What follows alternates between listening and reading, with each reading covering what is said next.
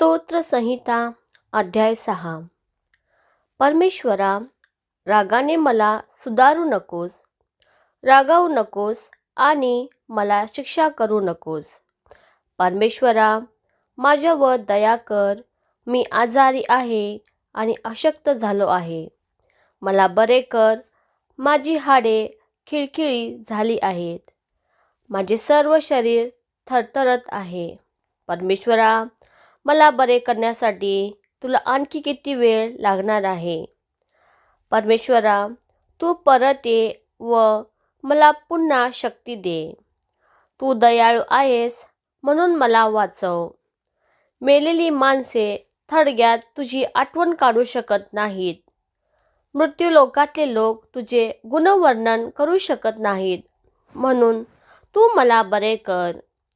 परमेश्वरा, सबंध रात्र मी तुझी प्रार्थना केली. माझ्या अश्रूमुळे माझे अंथरूण ओले झाले आहे. माझ्या अंथरुणात अश्रू ठिबकत आहेत. तुझ्याजवळ अश्रू ढाळल्यामुळे मी आता शक्तिहीन दुबळा झालो आहे. माझ्या शत्रूंनी मला खूप त्रास दिला. त्याचे मला खूप वाईट वाटत आहे.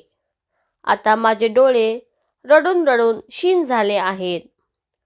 वाईट लोकांनो, तुम्ही इथून निघून जा.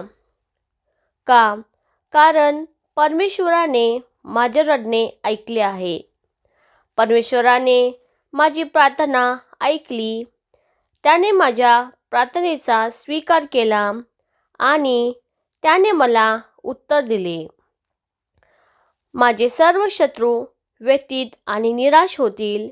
एकाएकी काहीतरी घडेल आणि ते लज्जित होऊन निघून जातील. हा प्रभूचा शब्द.